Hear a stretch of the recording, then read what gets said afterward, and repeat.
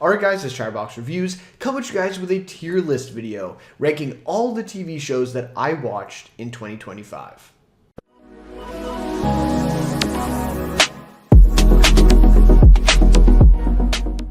Alright, so I realize I'm a little late. We're well into January now, but I did have a really busy time at the end of the year and I fell behind on some shows and didn't get to do as many reviews as I would like to. That's just how it goes like every year, it feels like, when it gets closer to Christmas time and all that. So I did catch up on some shows. That's pretty much what I've been doing all of January so far. All of the shows that I either, completely missed or just shows that I fell behind on and I wanted to catch up on, to be able to have the whole season for this type of video. I'm also going to be doing my top 5 TV shows, top 10 episodes, and then my most anticipated, which, there'll be a couple shows on there that have like already aired or, are about to air. So anyways, it is what it is, but, better late than never, they say, I guess. So this one will be a tier list video ranking all of the shows that I watched. Again, I would have liked to see more. I think there's about 26 or 27 shows. I think it's 26 on this tier list that I'll be ranking. And just if I've seen one episode even of some of these shows. I think most of them I've seen either the whole run or the majority of the run, but some of them in there I've, watched a pilot or, I watched one episode of the season and then kind of decided it wasn't for me, So there's a few of those in there, but that's kind of the only rule here is that I had to have seen one episode of all of these shows. And yeah, I would have liked to see more. In previous years, I've definitely seen more, but it is what it is. We'll take what we can get with 26, and I think I've done reviews for a lot of these on the channel. I guess I'll probably mention that as I talk about each show, but there's definitely some that I have not talked about on the channel, and so I'm really looking forward to kind of sharing my thoughts, on them, because I haven't done so yet. But anyways, love to hear your guys' thoughts on any and all of these shows. If you have seen them, even if you haven't seen them, what are your thoughts on checking them out and that kind of thing. Love to hear from you guys, and what do you think of my opinions on these shows, if you agree or disagree. Either way, I'd love to hear from you guys. But anyways, without any further ado then, let's get into the tier list. Alright, so here we are on the tier list that I put together. Of course, I added all of these shows. The tiers here will be A, B, C, D, and an F. I'm skipping E. I didn't think, 6 tiers were needed with only, I think it's about 26 shows here that I'm going to be ranking. And I also didn't include an S tier because, I don't know, to me, S tier is I guess we're getting into semantics, but it's kind of like a perfect, 10 out of 10. And I don't think any of these shows were like a 10 out of 10 this year. I had the same thing last year, right? I was like, I don't know if there's really an S tier. So anyways, we're just going to stick with A being the top, and then, we'll go from there. But definitely, don't get me wrong, a lot of shows that I absolutely loved and thought were like 9.5 out of 10s. So yeah, we'll definitely talk about those. But anyways, let's get into things here. They're in alphabetical order, it looks like, and I thought that was fine. For the shows to discuss and kind of order them in. That way we don't get all of the, heavy hitters at the front, or, all the shows that I just watched recently. So I thought that was good. All right. So because it's alphabetical order, of course, the first one then is an A. It is Alien Earth, the spinoff here on FX from Noah Hawley. Or I guess kind of like the prequel, right? And honestly, I do forget, some of these shows, bear with me, because some of these, especially some of them, I mean, something like Severance, like I've seen that show like almost a year ago now, and Alien Earth, it wasn't that long ago, but I honestly don't remember all of the kind of background of when it takes place, how many years it is from Alien, the first movie. I think it's 2 or 3 years before that, or is it 2 or 3 years before the second movie? See, I forget. I did know at one time, and I talked about it in the review, but anyways, it is what it is. At this point, I don't exactly remember, but it is a prequel, of course, to at some point the story, in the original, run of movies there. So I thought the first 2 episodes here, I think I, titled my review on the channel, like, this is great. I really liked it, actually. I thought it was, really kind of sticking to the, I thought it was very honest. I thought it was kind of paying homage, kind of sticking to the original film with the technology, just how everything looked. The cinematography I thought was, kind of sticking to that style of the original movie, while also kind of, bringing us some new stuff, including the new creatures, which I thought were really, really well designed. And again, it was like with the original style and design in mind for these creatures. It wasn't just like Noah Hawley is just making this kind of up and it felt kind of out of place. You get a lot of that with these kind of remakes or requels or reboots or whatever, where it just doesn't really fit. And this actually does, seem to fit into the world of Alien. So I really liked that. And I don't know, people had problems, and I realized this after I put my review out, that people had a lot of problems with the kind of main plot line of these, what were they called? Hybrids, I guess, right? Because it was like a human consciousness in a, android, body, basically, with Wendy, right, as our main character, played by Sydney Chandler, who I thought was really good. And so people had a problem with, them, kind of the whole plot line of them going into the abandoned ship in the first episode or the second episode there. And I didn't really have that. I thought I really liked these, kid characters, and I thought that was reasonable. I really didn't, hold me up there in the first couple episodes. The only thing I was wondering, though, is like, okay, after the first couple episodes, it really seemed like this was just like a continuous story. Like, it wasn't really, even the way that episode 2 ended, was just like this cliffhanger, and then we picked up right where we left off in the next episode. It really felt like kind of like at least the beginning of the season felt like just a long movie. And it wasn't really like designed into episodes. So that was a little weird to me. And then, I actually, full disclosure, I didn't actually finish this season because of what I'm about to talk about. As the season went on, so I was a big fan of the first couple episodes, and as the season went on, it just, I don't know, it lost that, like I said, paying homage to the original, and then the whole episode where, and I actually praised the show, and I praised Noah Hawley in the first episode for not showing us, what happens with the xenomorph on the ship, right? Not showing us all of this stuff, because we've seen it before. We've seen it in Alien. I guess we kind of skipped over in Alien 3. We saw it in Aliens, to a degree of how, we know how the xenomorph gets on the ship. He kills, it kills, the crew members, and, this is what happened, right? So I praised him for not showing it to us. And I thought it was really well done, the way they did kind of a quick montage of scenes. And it was kind of like, okay, we respect you as viewers. We know you know what this is. That's it, right? Like, we're not going to show it to you again. But then they did a whole episode and showed us what happened.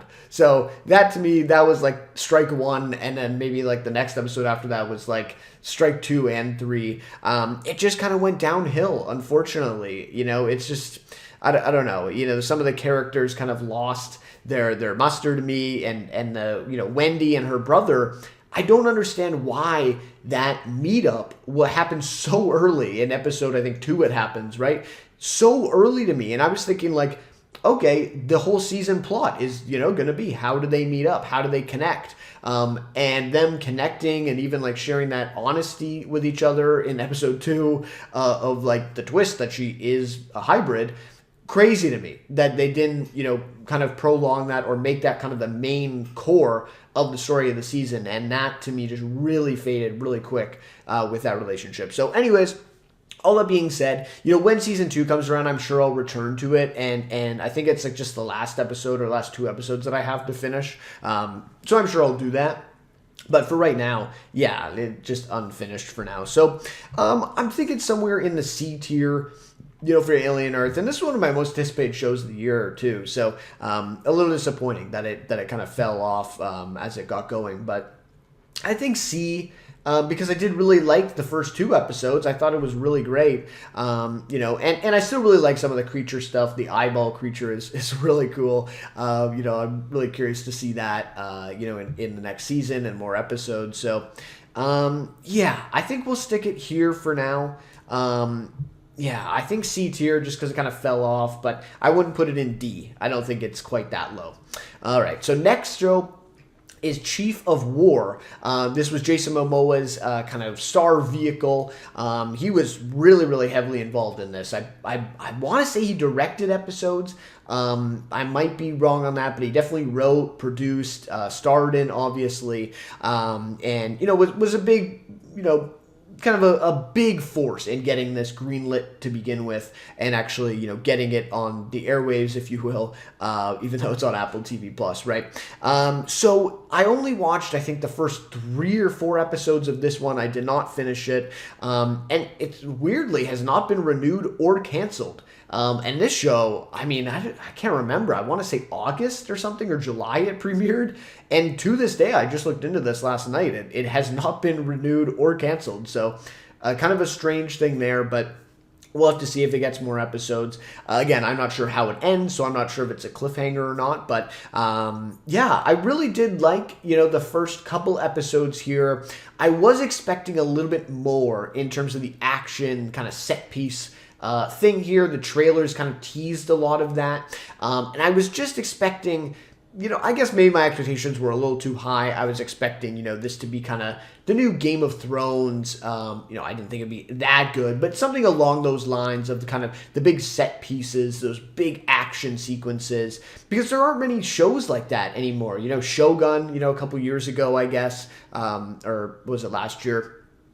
Shogun, these kind of shows, have big battles and it's kind of an epic feel. I guess that's the word I'm looking for, right? An epic feel to the show. And we got a little bit of that in the first episode here, but it just kind of was underwhelming to me, to be honest. Maybe it didn't have the highest budget, but it is Apple. I think it had a pretty good budget, right? Like, there's a lot of extras. It just, I don't know, maybe it was just the way it was filmed as well. It was lacking that kind of epic feel. And even, I feel like the lead up to the battle was actually the longer sequence than the actual battle itself in the first episode here. And so, yeah, so that was kind of a weakness of it for me. And then I thought Jason Momoa was great, obviously. I thought he was just really great in the role, kind of born to play this kind of character. But, a pretty cliche, arc for his character, in the first few episodes. We've seen it before. He's good, he's good in the role, but we have seen it before. And yeah, I don't know. Some of the other, characters didn't really grab me as much. So, yeah, in terms of just Jason Momoa, if you like him, you're going to love seeing him in this. You're probably going to like the show as well, because it's in line with a lot of the stuff that he's done before, like the other Apple show, C. Even his stuff in Dune, he's playing a little, more serious, though. It's not so much this kind of, kind of big, tough guy, but funny guy as well. Kind of less funny, right? He's a very, serious, kind of stoic character in this, but it is some more of that, action, a lot of the stuff that he does with that. So, yeah, and also I do want to mention, very respectful to the culture here, the Hawaiian culture. A lot of the show is in the language, of the people, and all the actors, or most of the actors are from there, or I think it's from New Zealand or Hawaii, and, they're speaking that language. So I think that's really, really interesting. So, I don't know. I didn't make it all the way through, so I can't put it that high, and it was just a little underwhelming in terms of the kind of epic feel that I was expecting. So I'm thinking maybe, below Alien Earth there in C tier. I think that's a fair place to put it. I don't know that I put it in D, so we'll leave it there for now. All right, so next is our 2 Walking Dead shows, the spin-offs that are still going, that I'm still watching, or kind of. I'll get into that in a second. So, The Walking Dead Daryl Dixon, Season 3, it was for this year. Yeah, I didn't make it all the way through, unfortunately. I didn't make it all the way through this season. I think I made it to episode 4 or so. It was better than Dead City Season 2, for sure. I actually thought, Season 2 of Daryl Dixon, I think I had in my F tier last year. Like, it was a really disappointing season. Just a lot of dumb stuff that happened in it. Really dumb. Now, this season has a lot less of that. I think the writing is actually a lot stronger. It felt very refreshed, and it's kind of, we have a different location now. Daryl is in Spain, along with Carol, where season 2 is kind of a continuation of season 1 in France. So it does kind of reset things a little bit, and I did like that. I do like that feel. But then once you get to episode 1, especially like towards the end of it, and then you get to episode 2 and 3, it's like, okay, there's this kind of new group that seems interesting, this new group of characters that also are very interesting, this new, place that takes Daryl and Carol in. But it just, like, it loses the freshness, like, just within that first episode. At the start of it, you're like, wow, they're in Spain, like, we're seeing some new locations, they're taking a boat across the ocean, or, not really, right, because they crash in Spain, but it just felt new, it felt fresh.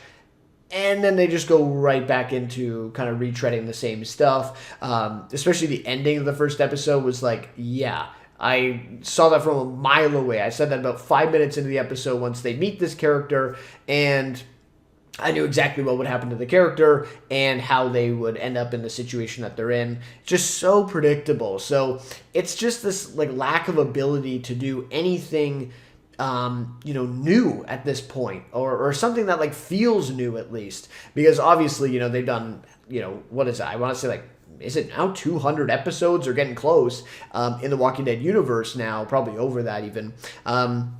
Maybe it's impossible to truly do something new, but at least make it feel a little bit like that for the fans. I don't know. So, yeah, I was just a little disappointing, and then once we got into it, okay, it's the same, thing over and over again. And some of the writing kind of dipped as well as we got into it. So, yeah. Just disappointing overall with this season. And to be fair, though, it did kind of have to do as well with just my fatigue overall with the Walking Dead universe. I'll get to that with Dead City next. So, was it a completely, fair judgment of the season? Probably not. It was also just me being a little tired of this stuff, but I did think there was some good stuff in it. So I think we're going to put it in D tier after all that. I think that's a fine spot for it. I wouldn't put it in C, but, I think D is fine. Definitely not F, though. I think it did definitely have some redeeming qualities in it for sure. All right. So next then, Dead City. Yeah, this one's going to be going in F. And, I didn't even, maybe it's not fair to put it in F actually, because I didn't even finish. I hopefully don't run out of room here with the tiers, but as we keep going, I guess we'll be able to fit all the shows in there. But anyways, maybe it's not even fair to put it in F because I didn't finish the season, but maybe that's also a reason to put it in F. Yeah, this was tough.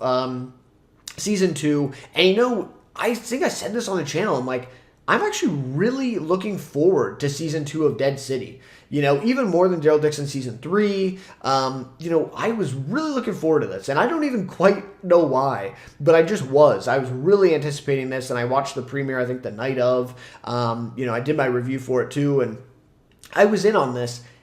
And after that first episode, I'm like, no thank you, right? Like, no thanks. I think I watched like 1 or 2 after that, and that was it for Dead City, for like a show that I was very much anticipating. So kind of shocked me as well, but this first episode just was so forced. Like, just everything that, you thought could go wrong after seeing season 1, where you kind of have the question of, okay, how are they going to do this, right? Like, how is Negan going to, become himself, become classic Negan again, from season 7 and 8 of the original show? How is Maggie going to go back to New York, where they just were, where she just rescued her son from, and has no interest in going back anytime soon?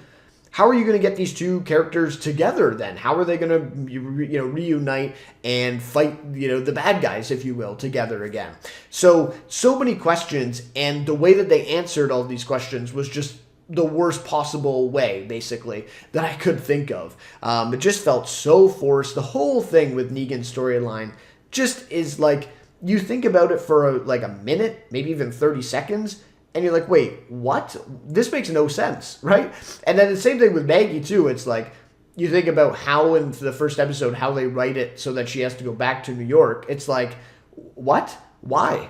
But why, right? So it's just so forced, and it's unfortunate because I think you truly could have thought of a way to make this feel more natural for these two characters to come together and explore their arcs. But again, it's the same thing with Daryl. Maybe there just isn't, any more story for these characters anymore. Like, maybe we just have to accept that and move on. And, maybe that's it. Like, maybe that is the answer to this. But I don't know. I still want to, be positive about the universe and these characters. So I do think there would have been a way to do it a little bit better. But no, this was the worst way that they possibly could have done it. Other than that, though, I think the show visually looks amazing. The effects work, the color grading especially, even just in this poster, like capturing a lot of those, neons, kind of like red, a lot of red in this first episode that I noticed. So yeah, just some really great stuff visually, but the writing here is just, it's abysmal to me. Just really disappointing. So, and I think we're getting a season 3 of Dead City, and then one more season of Daryl, and then it sounds like that's probably it. Well, Daryl for sure is it, and then probably Dead City is done after the next season too. So I can't imagine where they're going for season 3 of Dead City because I haven't finished it, and I don't know, maybe by the time season 3 comes out, I might catch up. I've watched Walking Dead for, like almost 10 years now, and that's not even that long. Like, people have been watching it for like 16 almost now. So it's just so much time, put into this, and I feel like I maybe have to finish it. So anyways, we'll see. And then hopefully we get some sort of reunion series with Rick at the end of it, but we'll have to see. Nothing there yet. All right, so enough of the Walking Dead stuff. That's all that we have for this year.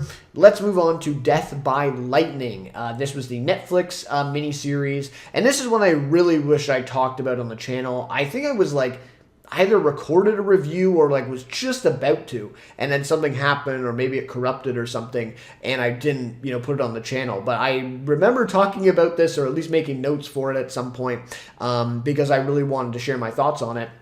And here's my opportunity, I suppose. So, Death by Lightning. So the starring here, Matthew Macfadyen. Obviously love him from Succession. I think he's one of the best actors working in TV. And then, of course, Michael Shannon, who I also really love. And I feel like he's been an underrated actor, for a long, long time. I think he's been snubbed for a few Oscars in the last few years. And yeah, he's just great. He was in the Waco miniseries a couple years ago. Who just a terrible miniseries in my opinion, but he was unbelievable still in his performance. So anyways, he is playing Andrew Garfield, the president who was assassinated, and then Matthew Macfadyen is playing, who is it again? Gusteau, or no, I think that's what they call him, but his name is something else. I'm forgetting now, but anyways, he plays the assassin, right? He's the guy who shoots Andrew Garfield and kills him here shortly after Garfield won the election and became president. So a really fascinating story, and kind of the whole way this was marketed is like, here's a fascinating story that nobody even knows. Like, very few people even know who Andrew Garfield is, let alone know that he was assassinated and know the whole story behind it. So it truly is a fascinating story. The main issue that I had with this, because I did quite like it, but the main issue I had was tone. The tone of this show was just all over the place. It was a little unfortunate. Like, some of the dialogue and the, set designs and the costume work, all that stuff, very period piece, like very authentic. It felt like they were really going for that authenticity, trying to depict this time period. And then at other times, some of the dialogue felt like, these are things that are said like in modern day time, like some of the way that they were talking, some of the slang that was being used, and it just like immediately took me out of it. It's like, what? There's no way, let alone that like these people would know what any of this means to begin with. Back in I forget when this takes place. I forget when it takes place. I want to say the late 1800s, I think, around that time. But anyways, let alone that they would even know what it means, but they definitely not be speaking this, to other people. So that just threw me off. And then the intro sequence, oh my God, it's not a huge deal, but like terrible, absolutely terrible. Like it's an okay intro sequence, but for the show, just did not fit at all. And some of the music choices as well throughout the show just really took me out of it and didn't fit. So just a kind of an odd kind of mix here where it's like, okay, if you're going to go authentic for the time period and do a period piece, do it. Fully commit to that. Or if you want to modernize it all and not really do that and just have people speak in modern times, then do that. It just felt like they were trying to do both, and it really took me out of it. Now, other than that, though, I thought the rest of the series was pretty good. There was a lot of, cliches here and there. Some of those Netflix cliches a little bit, exposition and stuff that they've been known for. But honestly, like, I feel like this was one of the least kind of Netflix shows on Netflix that I've seen in quite a few years. So, yeah, there were some cliches and stuff, but it wasn't as bad as a lot of other Netflix shows that I've seen recently. And yeah, I think just overall the acting really, really great. Shea Wingham as well really deserves a mention. And who else? Nick Offerman is really great. Betty Gilpin is great. Yeah, so all the acting was really great. And just a really interesting story, and I think 4 episodes was a perfect amount. I don't think they could have, done any more. And I think, it was good. It was a good amount of episodes. Really like Matthew McFadyen's character. I think especially it was the last, shot, or maybe it's the last line that he says, where, spoiler alert, but it's based on true facts, where he gets hung, right? Or hanged, rather, at the end of the series. That is how he dies. For assassinating the president, he gets hanged. And it's the one moment when he finally, after all of this time in the series that we've spent with him, that he is constantly lying to himself about everything. And it's that one realization, just really quickly, like in the seconds before he actually dies, is he says, I think it's like, oh, or something like that, where he looks out to the crowd. No one is smiling. No one is laughing at his jokes that he's making, while literally having a noose around his neck. And he finally realizes, just for a second, that this is his true self. He did assassinate the president. He is evil. And, all of this stuff is catching up to him. So that right there was really powerful to me. That really brought it together. So that alone really raised, this series up. I thought that just really encapsulated the whole series, in what they were trying to get across with his character. And fantastic acting from him there for sure. All right, so after saying all that, I think I gotta put it in C tier, probably above Alien Earth though, because I didn't have any huge problems with it. Yeah, I'm gonna say, I think I'm gonna say above Alien Earth for now. Alright, so next is Devil in Disguise, John Wayne Gacy. Not to be confused with the documentary series, which literally is just the reverse title, John Wayne Gacy, Devil in Disguise. That was also on Peacock.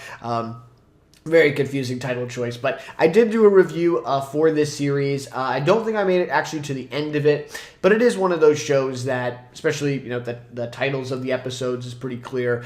You know what the show is. After about 3 episodes, you get a very good idea of what the show is. And the main thing that I, wanted to talk about in the review, and the main thing I remember the show from now at the end of the year, is just the way that they covered, this story, and the way that they paid such respect, and handled it so well in terms of the victims, in depicting them, and even just the way that they depicted John Wayne Gacy, played by Michael Chernus, who is really, really great in this, by the way. Really great. He's from Severance. I'll talk about Severance in a little bit. But, yeah, just amazing, amazing work here from Michael Chernus, for sure. So, he's really great. And just the way that they portray that character. And I feel like we don't spend a second too long with this character. He certainly, at least from the episodes that I saw, is not a perspective character. Not in the same way that Jeffrey Dahmer is kind of the main character, or even at times like the anti-hero of our story, right? In this, it's very much he's almost treated as like a background character who comes into scenes with other characters, and we're following the perspective of those other characters and not John Wayne Gacy. Like, he's very much, I think in like almost every scene, like it's either there's another character in it, he comes into the scene, or, he kind of, or somebody goes to his house and he answers the door. We don't, start the scene with him in the house and then he answers the door, right? Like, it's just these small little things that create this kind of distance, right, between, Gacy, the character, Michael Chernus playing him, and us as the audience. And that's the way, like, it should be, and I don't know. That's my opinion on kind of these true crime, series. I think I titled my review, like, True Crime Done Right. And I think this is exactly, the way that, if you're going to do a based on true story, serial killer kind of thing like this, I think this is the right way to go. And especially, like I said, like, respecting the victims, showing us their perspective on a lot of these things. For basically each episode is dedicated to a victim, of John Wayne Gacy. And in the way that, at least the first few episodes that I saw, they don't actually show what happened to the victims, right? They don't show the kind of like gruesome, dramatized version of what happened to them and how Gacy, did these things. It's like, yeah, like, we know what happened. We can look in to all the gruesome details, and we know all these horrible things that happened to these, most of them young men. I think a few of them were like a little older, but mostly young adults. Right, and even some that weren't adults, obviously young boys, but just terrible things that happened to them. But we don't need to see that, right? Like, we don't need to see to the point of where it's kind of gratuitous violence with something like Monster or, even Mindhunter some of the time. I feel like they maybe leaned into that a little too much, where this, it's like, yeah, we don't even see Gacy meet these victims. Like, it really truly is just showing us the lives of these victims before what happened to them. So it's really showing us them as people and less so just defining them as a victim of John Wayne Gacy. It's kind of giving them, respect, and giving them, kind of this, this world, or this view of them outside of Gacy, and not giving, Gacy the, attention or, the kind of focus on him. It's more so just their lives before what happened to them, and that. So, yeah, really liked it. I really love the way that they approached this series. I thought it was really great. Now, is it, the best series of the year? I don't know. I don't think I would go that far. There's definitely some, weaker points with the writing. Some cliches and stuff in here. And I do think the way that they, kind of planned the season was a little odd. The first episode really, like, when you get to the end of the first episode of this, and you get to episode 2, you're like, okay, there's 7 more episodes to go. What's going to happen? Because episode 1 covers so much that you really probably could only watch that one and still be very satisfied, and saying, wow, like, this was really good. And I think the first episode's probably going to be one of my favorite episodes of the year. I thought it was really great. And then you get to the second episode, and it's, okay, that's weird. So the structure of the series, I would have maybe tweaked a little bit. So that'd be my only other critique. But I don't know. Maybe top of C tier, I'm thinking. I think B might be a little too high. Though there are some really good shots in it. So, okay, we'll go to the bottom of B tier for now with the series. And then we'll see as more shows come in. All right, so next is the new CBS comedy called DMV. I did check out a few episodes of this one, so I think about 3 episodes that I made it through on this one. Just kind of checking in on it. I think I watched the pilot, just expecting to watch the pilot, and I actually quite liked it. I guess that's kind of my overall thoughts on this. Because I only watched 3 episodes, I don't really have a full, grasp on, what the season had in store. It did get picked up for a full season order, though, so obviously that's a good sign. I think people liked it quite a lot, and I think I actually liked episode 2 better than the first episode. I thought it was, kind of exploring a little bit of the more comedy that I like. Maybe look a little more of the darker comedy with some of the stuff that they were doing. I can't remember if it was the first or second episode where they like take the grandma, test driving, right? So, or the driving lesson. So it's literally called DMV because it's about the DMV, right? The whole thing is kind of a workplace comedy like The Office, only taking place in the DMV. I think it's a Los Angeles location or something like that, East Hollywood, I think. And so, yeah, it's about the employees of the DMV. So anyway, so there's this really funny sequence where they take a grandma, for their driving test, and it goes about exactly how you would think it would go. It's pretty funny. So to me, the highlight here is Tony Cavallero. I think is how you say the last name. He's great in The Righteous Gemstones, which I'll be talking about in just a couple minutes here. And yeah, really like him in that show, and he's unbelievable in this. I mean, the dialogue they write for him, I got to give him credit. I think it's so good, and his delivery, maybe improvs a little bit too, but his delivery is so good. I think he's great. And then who else? So I think her name is Harriet Dyer, I want to say. I hope I'm getting that right, but she is the star of this one. And then I think it's Tim Meadows is the guy here. Maybe it's too small to see, the guy with the glasses here. But anyways, I think just all over the cast, but specifically those three, especially Eric Dyer, I think she's really great too. So yeah, just a really great cast. Some good jokes here and there. Some cliches and some stuff that was just kind of, bottom of the barrel stuff. I think mainly in the first episode, the pilot. And I mean, that's to be expected, right? It's a network pilot. They're going to have to kind of hit certain notes to appeal to everybody, and then as the show goes on, they can maybe kind of, dwindle it down into, kind of a find a niche, right, in the way that, The Office did, even though I guess that maybe it was the opposite of that, right, because the first season was a little polarizing, but, most network pilots are kind of like that. So anyways, I thought it was a step above, some of the other comedies that I've seen lately on network. So yeah, I think it's worth checking out for sure. At least the pilot episode, give it a chance. And it's just kind of nice, I do like these every once in a while. Just these shows that are 20 minutes, 21 minutes, these network comedies, you throw one on, it's over in like a snap of your fingers, and it is kind of nice. I just don't watch a lot of that stuff, so it's kind of nice just to check it out every once in a while. So, and I'll probably watch more episodes of this, when I get a chance. So, DMV, okay, I'm gonna put it in C tier, I think. I think it was, pretty decent, pretty funny at times. So would I put it over Chief of War? No, I think it's got to go, bottom of C tier there. But, not bad at all for a network comedy. Okay, so next then is Dope Thief, and this was a Apple TV Plus show. This one was a little weird. I don't think I finished this one. I think I only made it about 4 or 5 episodes in. This one had a lot of potential. Brian Tyree Henry, and then Wagner Moura is kind of I guess a supporting character. He's kind of like a co-lead, and then kind of fades as the series goes on. But no spoiler alert there, but he just fades a little bit. But anyways, they're both great. Brian Tyree Henry, though, I mean, if he wasn't at the forefront of this, at the center of it, and at being as charismatic, funny.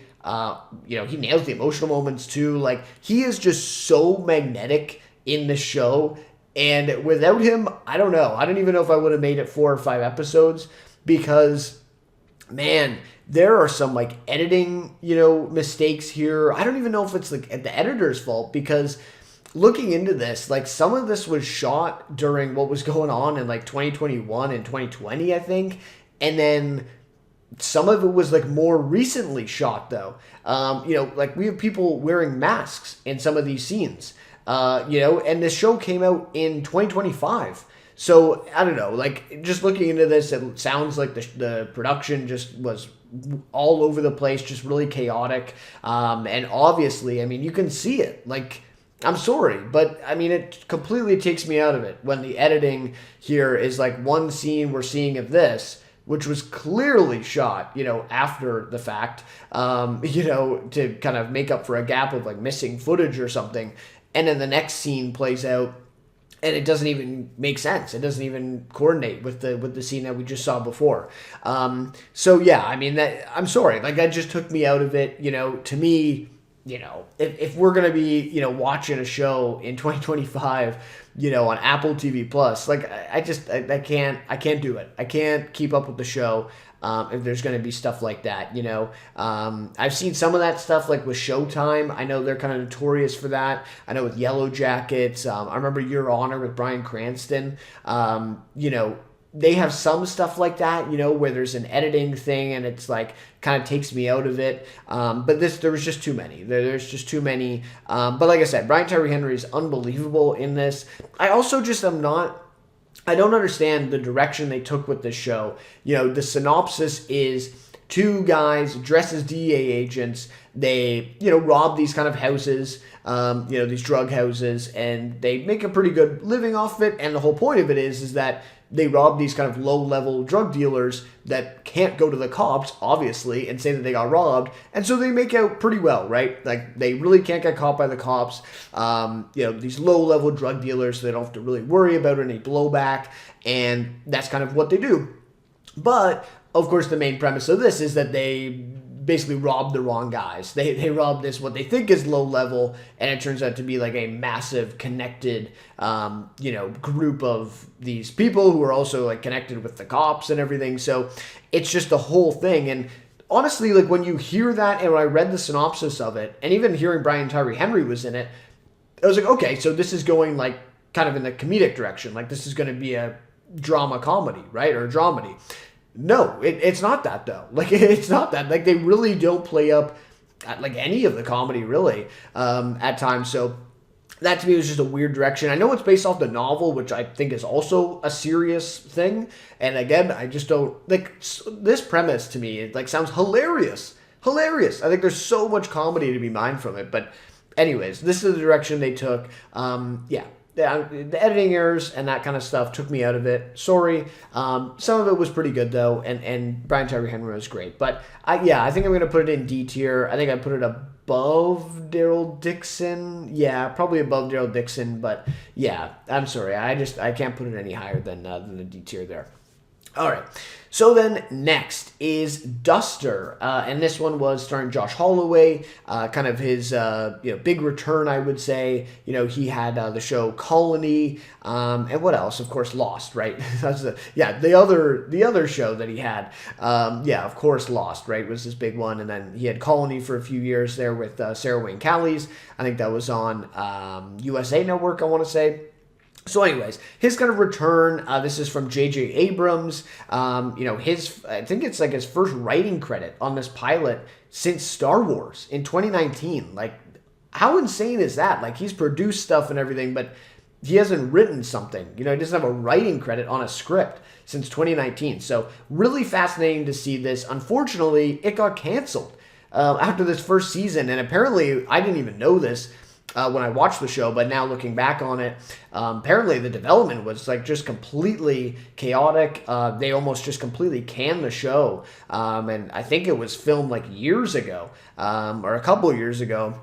And then finally, they just released it now, and it basically seemed like they had made up their mind on canceling it before it even like aired and people saw it, the way that it was canceled. So really disappointing, the kind of behind the scenes kind of stuff of this, because I actually quite liked this first episode. I think I checked about 3 episodes of it, but I want to say the cancellation became when the season was still going, or something like that, because I think that's what made me basically just be like, oh yeah, I'm not really that interested in this anymore, and so I kind of dropped it.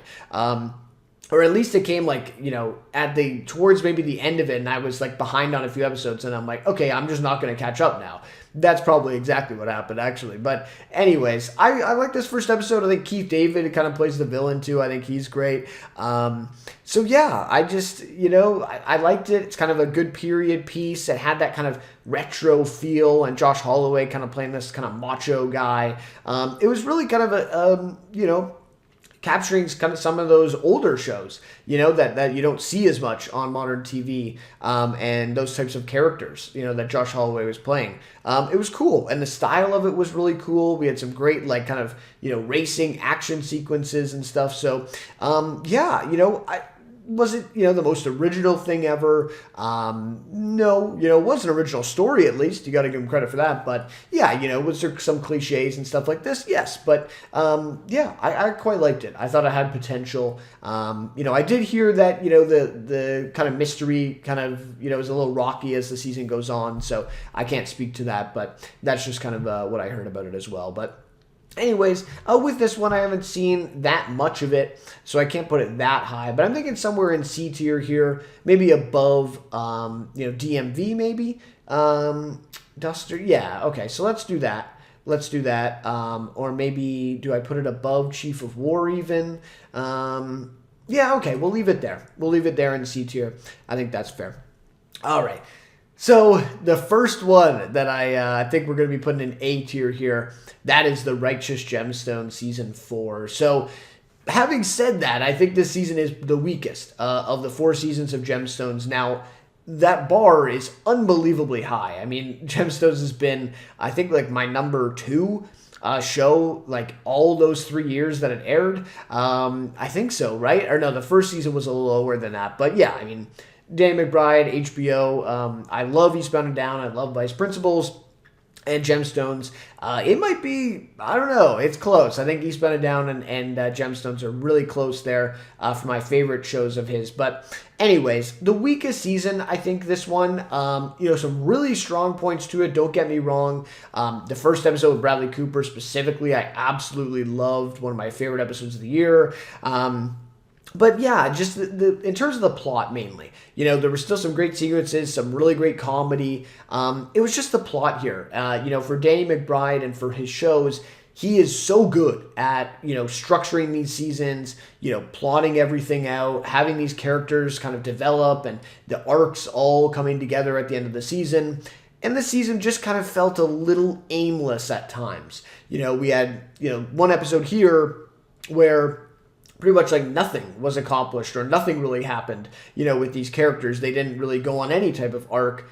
And in the next episode, we had, basically everything happened and so much payoff. And so the pacing, along with just the overall plot of the season, just didn't come together as well as previous seasons. And even the main arc here with the villain is literally just repeating almost exactly the arc from last season, and it was a great arc, but we've seen this before, right? And, from Danny McBride and Jody Hill, David Gordon Green, I know some of the other ones like John Carcieri, Chris Pappas, all the guys that he writes with, Edie Patterson too, she's great in it and also with the writing.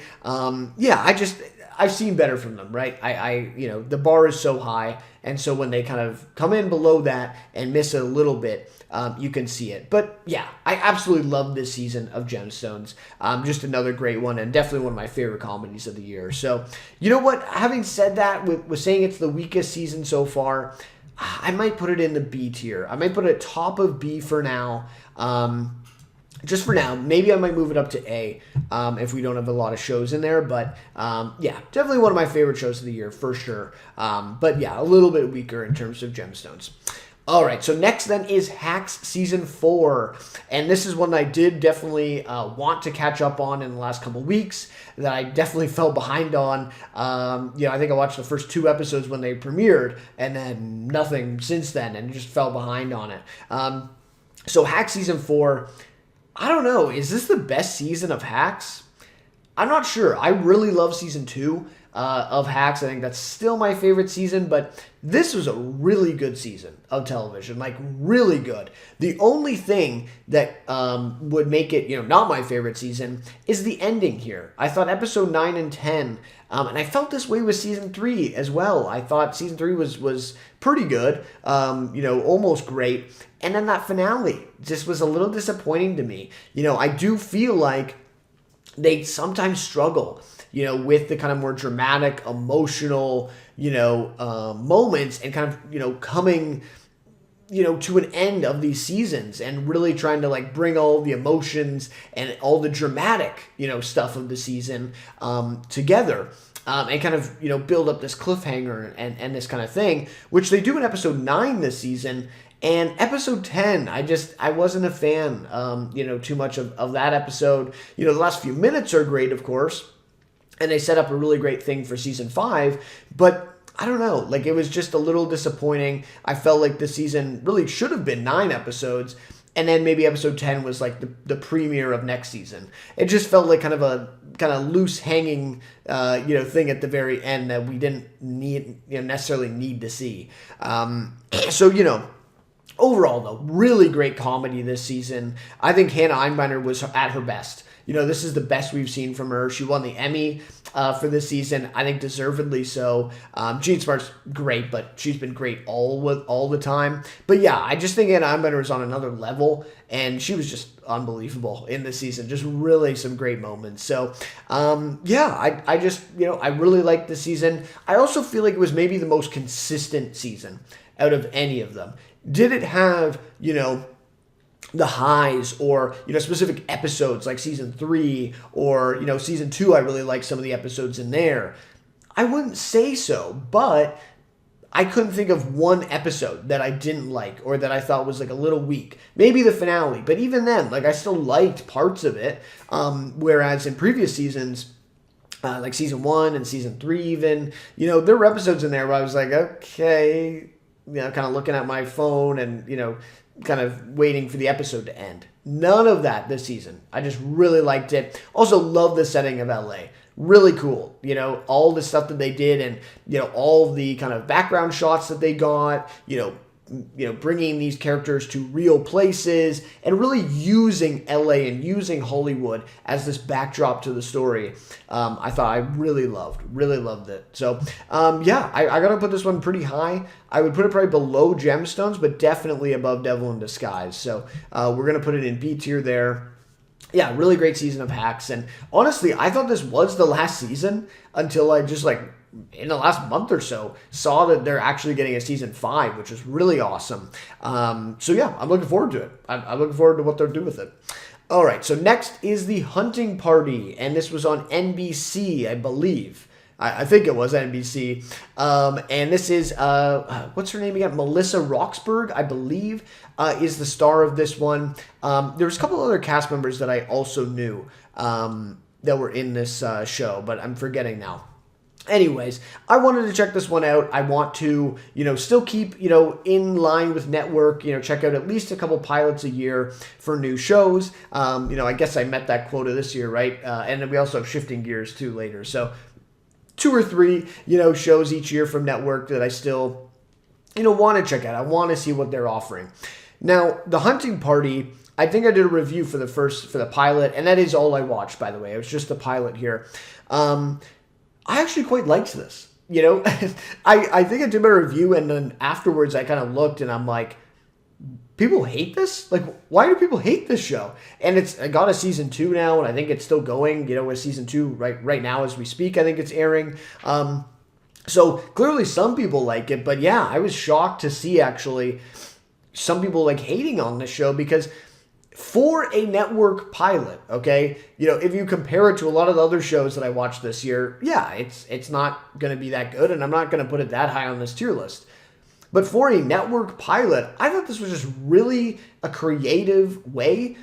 So basically, the whole premise is this prison, this underground prison that is a complete secret from everybody except high-ups in the government.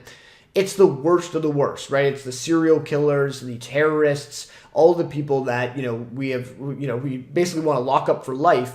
They have sent now to this underground secret prison, right? And the start of the show is that the secret prison, there's an explosion and all of the inmates escape, basically, right? All the worst possible people of humanity escape. And it's kind of Melissa Roxburgh's job, along with her team, to kind of track them down. Now, each episode is then about them tracking down one of these inmates from the prison. I just think that's such a genius idea and a really great structure for a show where you have kind of a crime of the week, and it's one of these prisoners. And I mean, really, it's endless, right? Because you can always make up kind of a thing of like, oh, but there was an inmate we didn't know about that escaped. And just constantly, you can do seasons and seasons of this, right? Where you have each episode, you have a new criminal, a new, serial killer, new terrorist, whatever they are, to track down and, arrest, right? Or kill or arrest, right?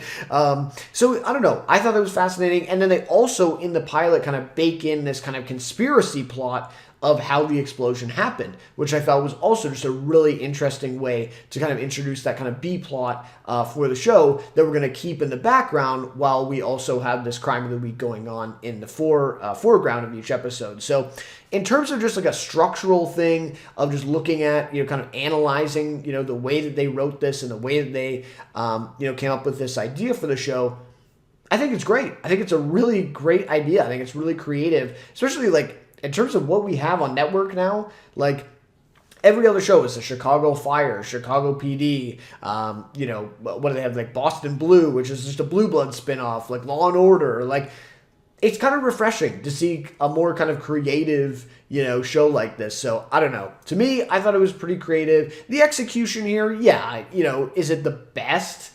No, right? It's not very gritty or grounded. You do get a lot of those network cliches. I think Melissa Roxburgh is okay. In the starring role, she's not the greatest actress I've ever seen, but she's not that bad. So I think she's a good, leading lady. I think she had a Manifest, right? That was her big show before. So, I don't know. I liked it. I didn't hate it, basically is what I'm trying to say. I thought it was okay. But, I'll probably put it in D tier here, though. I can't put it that high, but, for a network pilot, I actually quite liked it. So, and it was intriguing.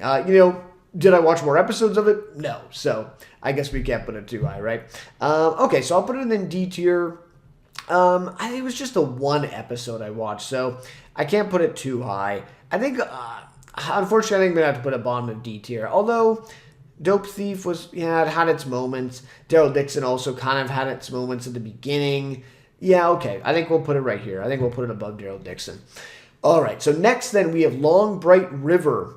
This was on Peacock, I believe, starring Amanda Seyfried, and I think this is based off a novel as well, kind of an adaptation piece here, and I thought this was really good. I did not make it all the way to the end of this one. I think it was only the first 3 or 4 episodes. I did do a review, I believe, for the first 3 episodes because they all released at the same time. And I quite liked this, honestly. I thought Amanda Seyfried was really great. I especially liked the dynamic with her and her young son. I thought it was really great. They really subverted a lot of like the cliches of, oh, here's this cop mom and she has this, young kid. The young kid rebels, and then, she has to, call in favors or, act like a cop, at her work, and then at home she has all these problems. Like, all this stuff, all these kind of cliches that you would think about, and they pretty much avoid every single one of them. I really liked it. I really liked the way, and the actor playing the child was really great. I mean, I don't know how old he is, like, I don't know, 10 or something, 12 maybe. He was really, really great in this, so yeah, I just really liked it, and the kind of the twist, it was really great. Each episode, the kind of cliffhanger, twisting it here with, her relationship to the crime that she's investigating. Again, when I say that out loud, it sounds like a cliche, but I really like the way that they did it. It didn't seem like a cliche the way that they actually did it in the show. So, I really like this one. I think it's like a perfect binge show if you're looking for that. If you want to, show like that with kind of a little bit of mystery in there. I thought it was just really great in that. So, again, did I finish it? No. So, I can't put it like huge, really, really high. But, I don't know. I think maybe, I don't know. I think it's maybe in that like Duster territory to me, but I would put it over Chief of War for sure. Alien Earth had some good moments though for sure too. So okay, I think we'll put it right there. I think we'll put it right there in terms of the C tier there, but maybe we can move it around after. But yeah, we'll stick it right there for now. All right, so this one is a little bit of a different one. I think we have 2 on here actually that are, not really in the same. It's hard to even rate them with the rest of them.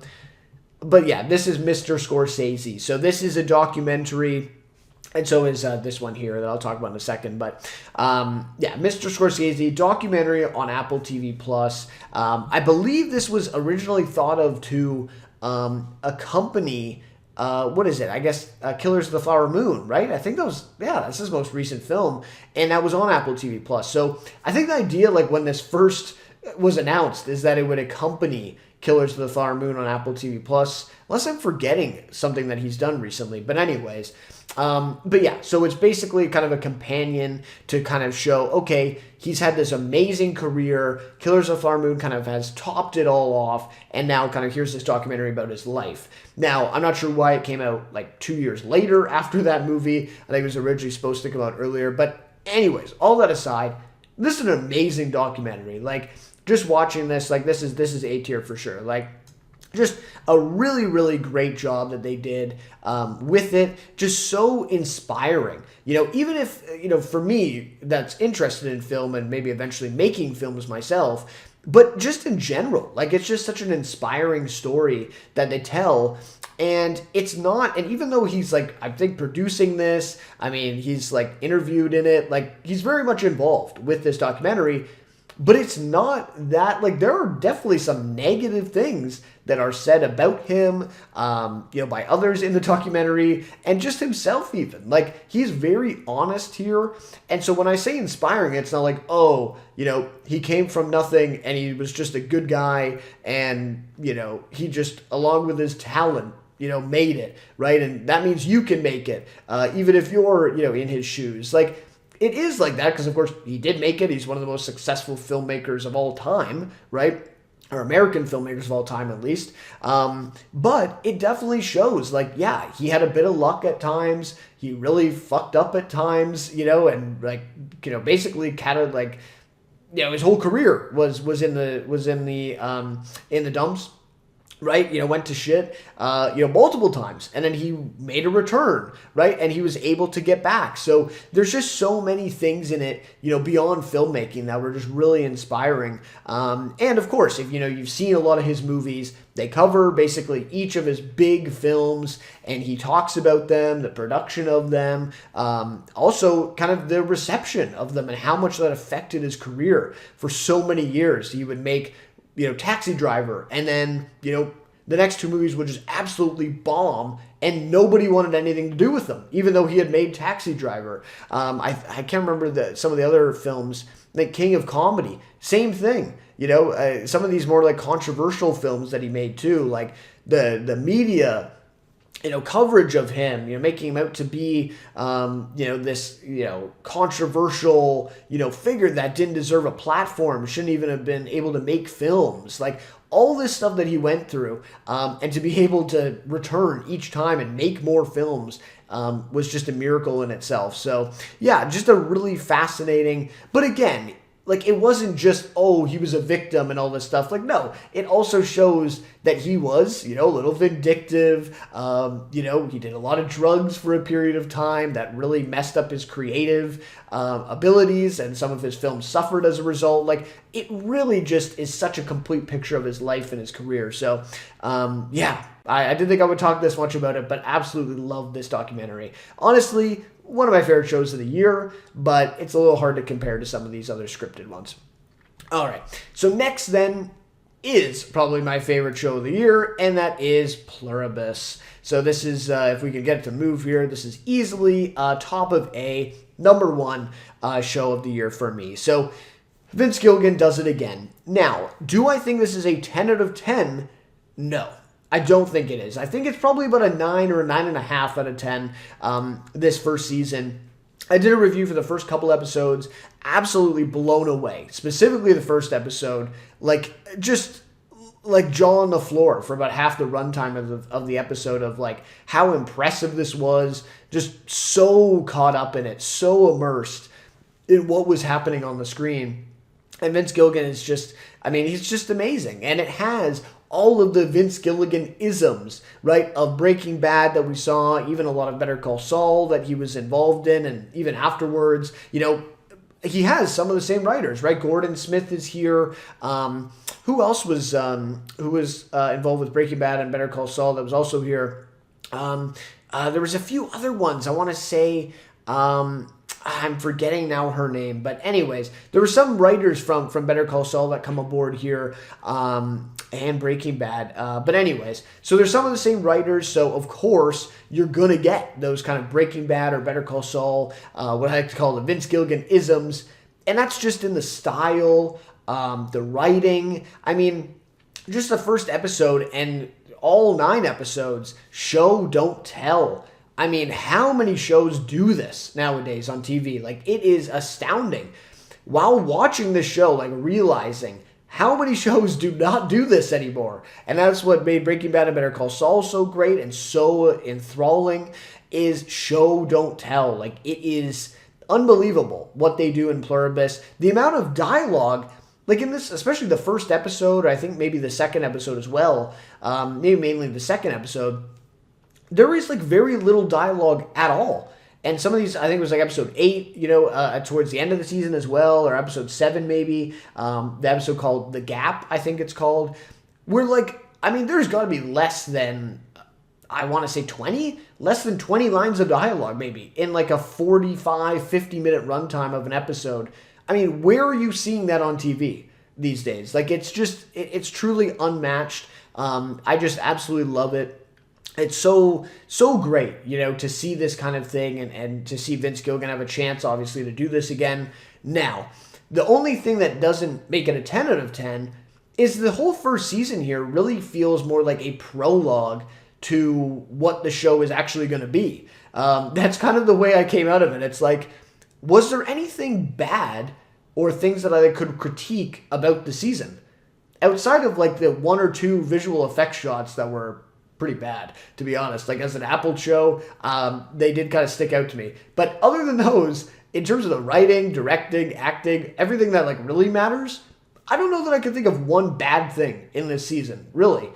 But was it a perfect thing? Like, did it blow me away? Did the finale really tie everything together? And, now I want to see, the second season because of a cliffhanger or something like that? Not really.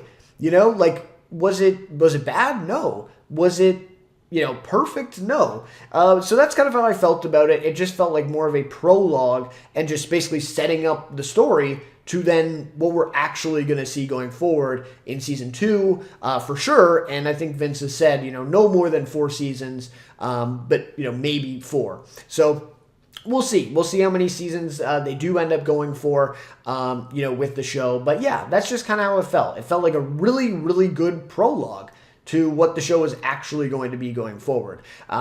So yeah, just really great. Can't say enough good things about it. And again, it just really demonstrated what is so rare these days on TV and something that I absolutely love. So, can't say enough about Pluribus. Really great. All right, so next then we have Severance Season 2, which will be pretty high up on this tier list, I think, but it was definitely weaker than Season 1 of Severance, which even to me, the first like half of Season 1 of Severance, I was like, people love this? Like, I don't know. I didn't see what people saw, I guess is what I'm trying to say. I was like, really? Like, people are really that, like, obsessed with this show? And then the ending really did get me. The last, like, 3 episodes or so, I was like, okay, no, I get it. Like, I do get it now. Not maybe quite on the level of some people, but I did really enjoy, the ending of Season 1. And was really left anticipating Season 2. And, luckily for me, I only had to wait like about a month from the time I, finished Season 1 and then Season 2 was premiering because I was way late to the party on Season 1, right?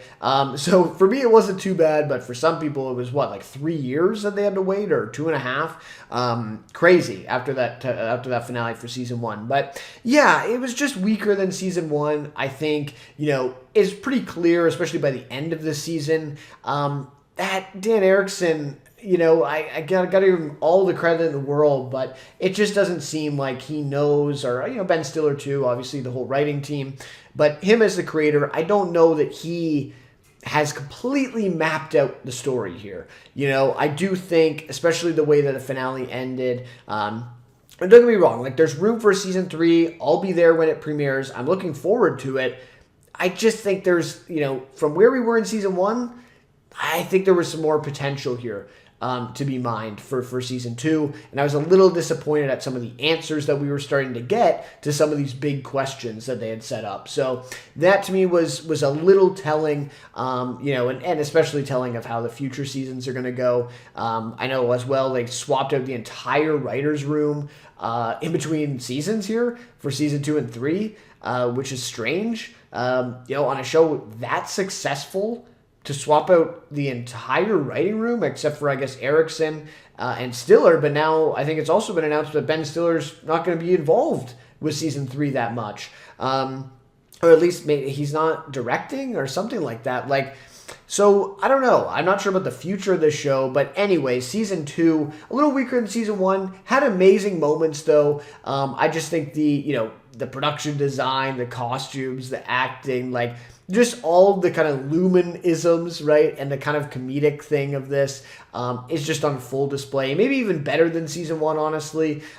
Just some really, really great stuff in that department. And just it's just like this creative, kind of tinge to it that you don't see on a lot of shows. That kind of originality that's just really, really unique. So I do really love that about the show. There were a couple episodes this season, though, that were just wasted time. I mean, really, right? Just really stretched out. And I think that really got to people. It really frustrated some people, including myself. So yeah, that was just a little disappointing, to be honest. And yeah, like I said, the finale episode, as an episode, epic, right? Just so epic, really great ending sequence, for sure. But the actual answers and the actual, stuff that was in the episode itself, I was pretty disappointed with. So anyways, it's just kind of the way it is, Overall, was it an impressive season of television? Yes.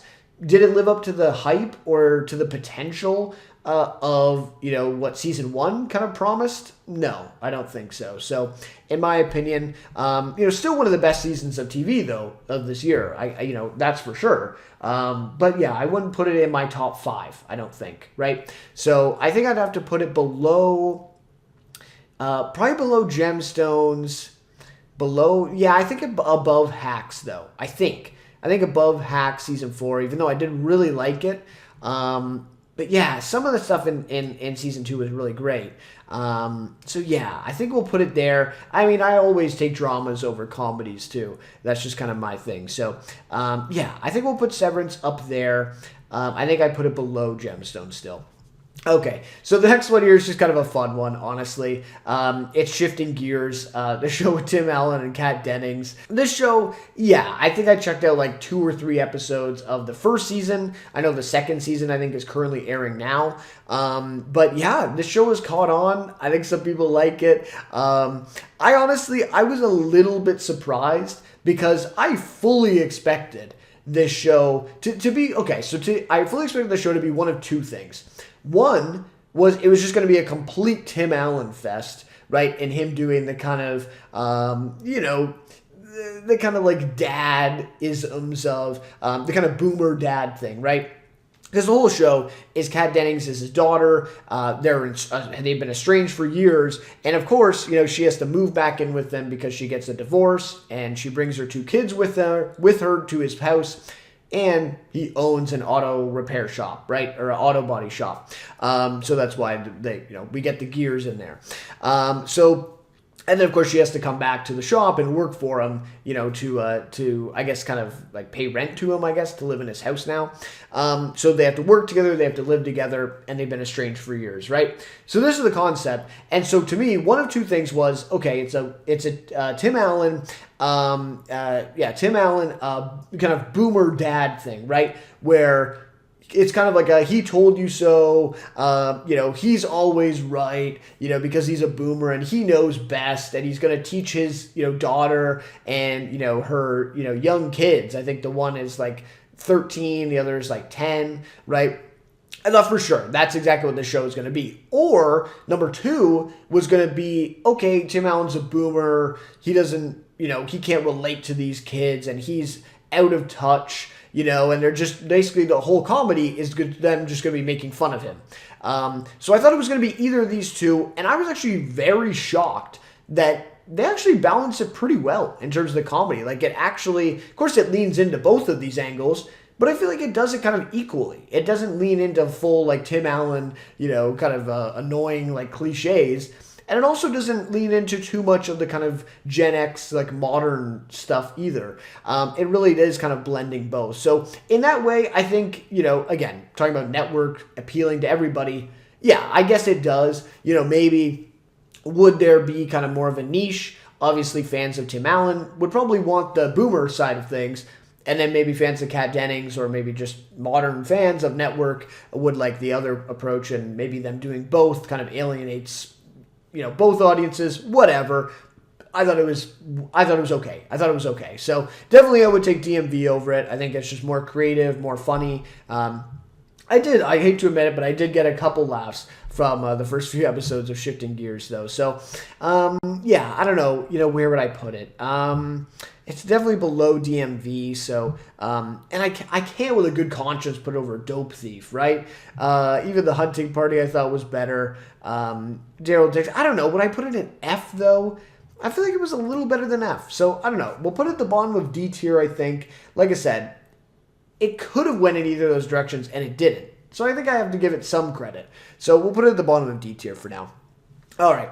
So our other entry into, I believe, what is going to be the F tier, and that is Suits LA. So I think I'm going to put it over Dead City, though, right? I think so. Yeah. I mean, this one, Suits LA, I did actually quite a bit of coverage on it. I think I reviewed the pilot episode and then did a few videos on when it got canceled and a few of the other episodes.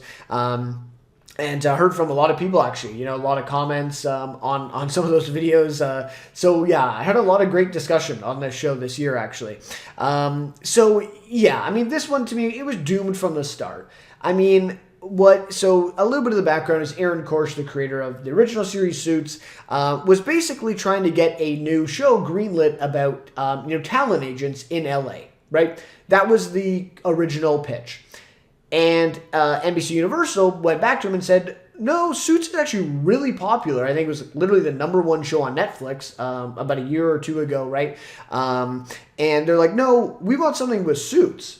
If you want a show on the air, like, you have to make it Suits related. And so what they did for some reason is then combined basically the two things and then made his original pitch a Suits show and then based it in LA and said it was Suits LA. But then, used the name Suits, even though it had really no, relation to it. But the way they do it is have Stephen Amell's character be in the same universe as our Suits characters. And then, of course, spoiler alert, have cameos of Harvey, Lewis, even Daniel Hardman made an appearance in there. So, yeah, it was doomed from the start. Like, there was just no way that this was going to be successful because of how it was, created. Like, how do you take a show that has nothing to do with Suits, or, well, it would have been in the same style, I guess, with Korsh. That's just kind of Korsh's style as a writer. But has the same kind of, style maybe of Suits, but a completely different story with completely different characters. And they kind of shoehorn Suits into it and try to, kind of make reference to Suits along the way. So it was just flawed from the very beginning. And then some of the execution here, like, I think it was episode 2 in particular, I was like, what are we doing? What is happening?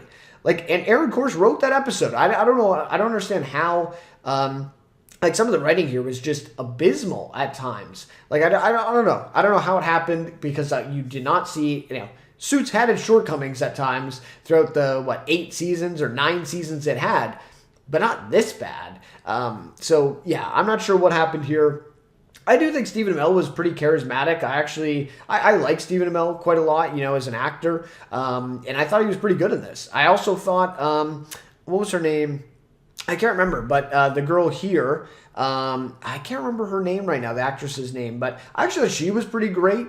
And the guy who played Brian, I thought was also pretty great. And their relationship was actually kind of catching on as the season went on. I didn't finish the season, but I made it quite a good ways through.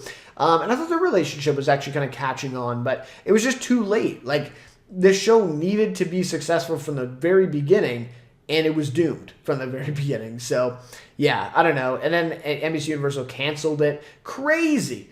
Like, still just crazy to me how, quickly they pulled the plug on this.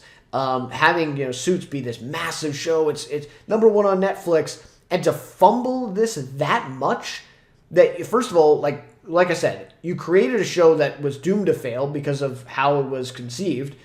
And then you also just canceled the show and gave it no chance to succeed or to catch on long-term with viewers. Like, unbelievable fumble here from NBC Universal with an IP and a property that was, like, one of the hottest things, like, in TV. You're, like, literally, in the world. Number one on Netflix. So, unbelievable. Lots of coverage on the channel, though, to keep up with if you're interested in more of that. But, yeah, like, insane to me. How this happened. Probably the most insane thing of 2025, for sure, in TV. Okay. So next then is Task. And this is one that I'm so glad that I went back and watched, because I will admit I did miss this completely when it came out.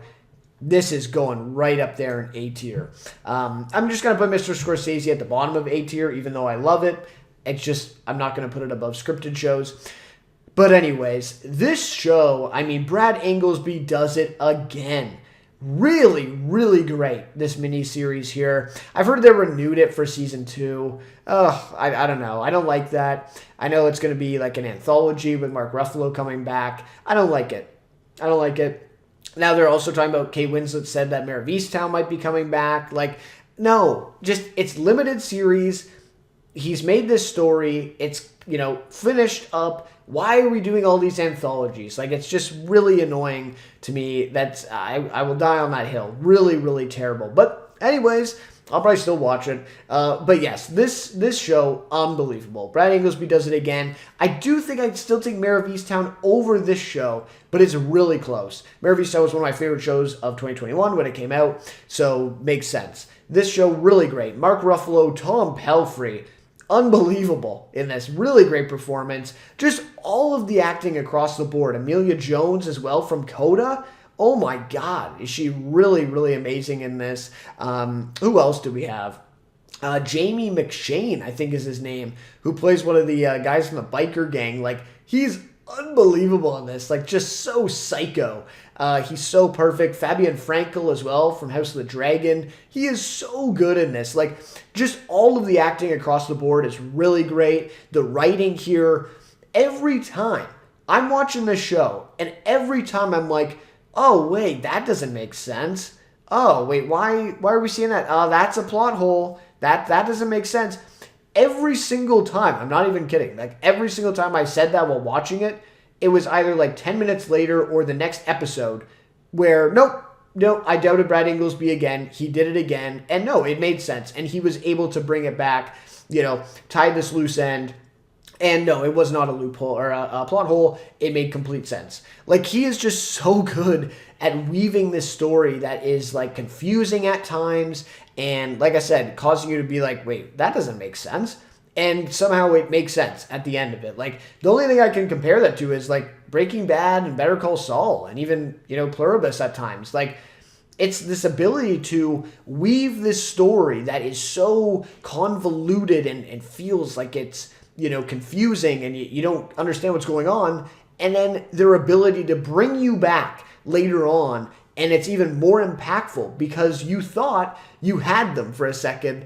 And no, they had you. They had you in the palm of their hand the whole time. And that's what Brad Inglesby does over and over and over again in this. He's just such a good writer. So good at developing these stories. And just, it's just really, really impressive, what he was able to do with this series. I do think the pacing, though, is the one thing that isn't quite as good as Mare of Easttown. I think the finale episode of this, like episode 6 is kind of a de facto finale, really, right, for the story of this, season. And then the finale did feel like a little, kind of like Hacks, like I was mentioning, like a little bit of kind of a loose end on the end of it, where I thought like maybe if they paced it a little better, or maybe honestly they just did 6 episodes for the show, I think that could have been fine. But anyways, just the pacing, and I think that was like pretty much it. That was like my only critique, really. of the season. Just really, really great. The other thing that Inglesby is really great on that I wanted to mention is creating scenarios or, sequences where you think, like, you are racking your brain as you're watching this and saying, how is this character going to get out of this? Like, how is this possibly going to work? How are they going to survive? How are they not going to get arrested by the police? This type of thing. You're like racking your brain, and he somehow finds a way that you would never even think of, and yeah, of course, that character gets out, and then you're completely bought in again. You're like, oh yeah, that made complete sense. Like, it's just the way he's able to write himself into a corner and then somehow miraculously get himself out of that corner over and over and over again. So, I don't know. I think he's one of the best writers working in TV for sure. I think some of the directing was really great here too. The score was really amazing. I can't say enough good things about this show, man. I mean, if not for Pluribus, it would probably be my number one. Just really, really enjoyed this show. And I will say too, like, some of these episodes, they ended, and I immediately clicked play on that next episode because I needed to know what happened. And I don't know if I've had that same, feeling, that same gut feeling of like, okay, I need the next episode like right now. Maybe since Mayor of Easttown. Like, I don't know. Like, maybe that's an exaggeration. That's been a few years now. But that is like a time where I remember I was watching Mayor of Easttown in 2021, and I was literally counting down the hours until the next episode premiered, on a Sunday, I think it was. Like, it was that, enthralling, that immersive. And I felt like that similar feeling with this show. So, anyways, having said all that, loved Task, one of my favorite shows of the year. All right, so this one should be quick. It's just a nature documentary, The Americas. I think it's narrated by Tom Hanks. I checked out a few episodes of this one. I am a sucker for nature documentaries.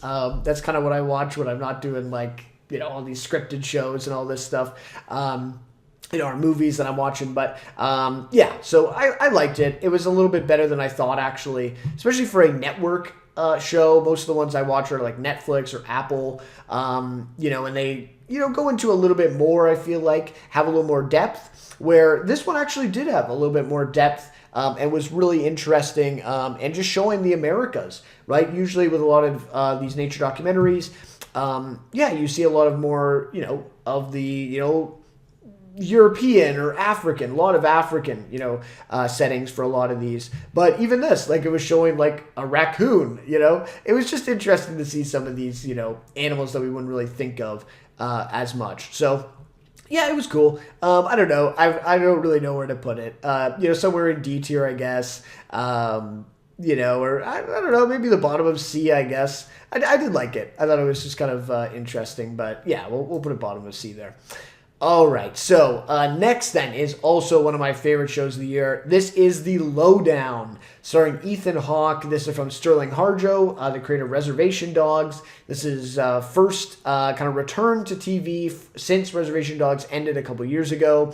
I really loved the first, I think it was 3 episodes of this. I was like, I don't know, I was borderline ready to be like, okay, this might be my favorite show of the year. This was, I was really blown away by the first 3 episodes here. Unfortunately, the middle of this season kind of got a little muddy, a little messy with some of the writing. And there was one episode 2 with Peter Dinklage, which I actually really liked, but it really took me out of like the plot that was going on. It almost felt like kind of like a hangout episode, but it was in the middle of like this mystery story that we're, involved in. And so it really broke that up. So that episode in particular was kind of like, oh, okay. Yeah, maybe this isn't my favorite show of the year. But, still some really great, I'm even ready to say like Harjo-isms. Like I was talking about Vince Gilligan. Like, he is so great. And I think one of the greatest strengths of the show, and it has been renewed for season 2, which is awesome, really awesome. But one of the greatest strengths that will also continue into season 2 is Sterling Harjo's ability to build a world of characters that just feels so lived in. And it's funny, but you also like care for these characters. Like, some of these characters are kind of in any other show, with a lot of other writers, they would just be comedic relief. It would be like, I kind of almost compare it to the Coen brothers, which with what they were able to do with these kind of side characters that in any other movie, they maybe have one line and you wouldn't even remember their face. But in a Coen brothers movie, they have a weird accent, or they cast actors that look weird, or they have this kind of very unique look to them, I guess is what I should say, and they stand out, and they have 5 or 6 lines where you wouldn't think that they would. Something that always stands out with that is No Country for Old Men, right when he says Javier Bardem's character, and he's saying like flip a coin to the convenience store attendant or something like that. Like, I can picture that guy right now, and he had maybe like 5 lines in the scene, and he was in that one scene. So it's just the way that he's able to bring out these side characters that, like I said, would just be like comedic relief or throwaway characters. But because he gives them some lines here and there and gives them life, makes them feel like a real, authentic person, you care about that person. And so there's one character, I think his name is Waylon, in this season, where like he's not in a few episodes, and you like legitimately care about him. I'm like, where's Waylon? I want to see this guy again.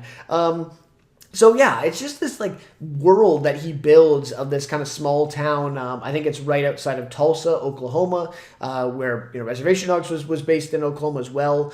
Yeah, it's just he like makes up this, and it also makes up like this town square of all these different shops that are all neighbors. And Ethan Hawke's character Lee Raybon, is kind of friends with them, has enemies here and there. Like, it's just really great. Another thing that this reminded me of was Justified. Like, just the kind of Elmore Leonard style of some of these heightened characters or these heightened settings of stuff going on. Like, I really got a lot of Justified vibes from this show, and Justified is one of my favorite shows of all time. So, yeah, just some really, really great stuff here.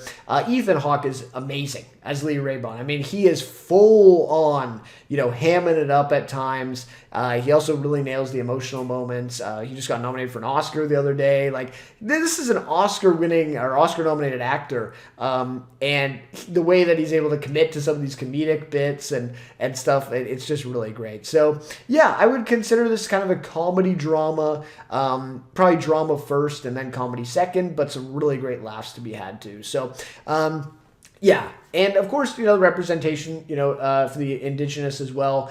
In this with Sterling Harjo, obviously that's his background, and the setting of Oklahoma, you have that, and I think he did a really good job with that too. So, anyways, yeah, I think if not for the kind of middle episodes here, I think this would have been maybe my favorite show of the year, but it does kind of falter. The finale, though, really brings it all together. And unfortunately, the glaring thing that is pretty impossible to miss is that, yeah, Sterling Harjo wrote the first 3 episodes and the finale. So, yeah, I don't know. I'm not sure if that, says more about Sterling Harjo or says more about the writers in the room, that he's working with. I don't know.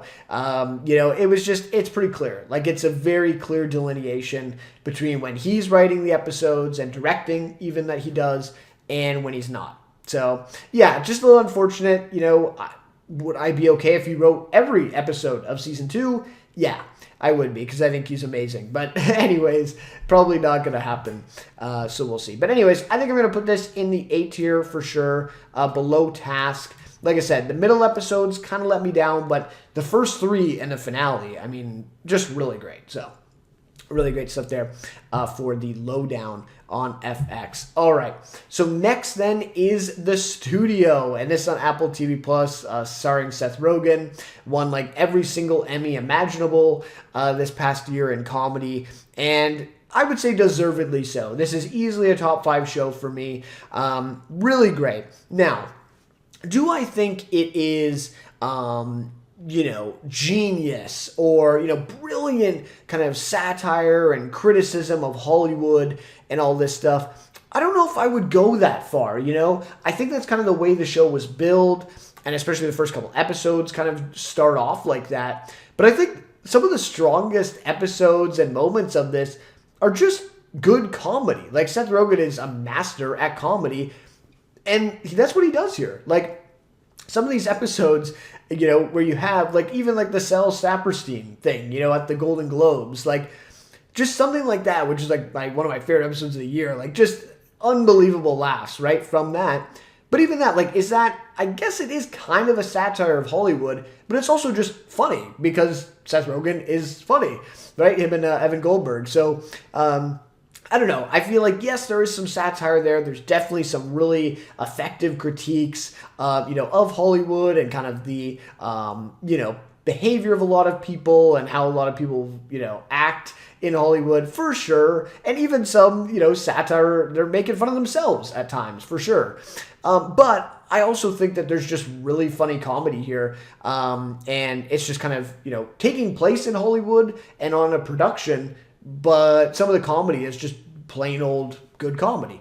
So I don't think it's, a budding satire of Hollywood that, really takes it down and this kind of thing. I wouldn't go that far, but just like an unbelievable comedy show on TV. I think it's really great. Also, I mean, the homage that they pay to so many historic Hollywood movies and shows, the grainy look to all these episodes. I think they obviously shot it on film. Just so many things about this. Like even just the title cards, the score of this is really great. Like they could have easily just made a comedy show and not done all these things, but it's the fact that they did it with such respect and such, like I said, homage to, Hollywood and all these classic things. I think that really kind of puts it together and it kind of puts those final touches on it that make it really great. It's just really great. So yeah, I think the finale was a little underwhelming to me. I thought it was good, but I was expecting a little more in the way that kind of story was set up with episode 9. So I was a little bit underwhelmed with episode 10, but overall, it's a comedy. You can't, judge a plot and all that stuff too heavily.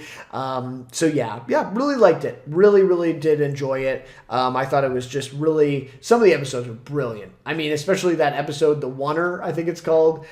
Just brilliant stuff. Like that to me was a perfect episode of satire.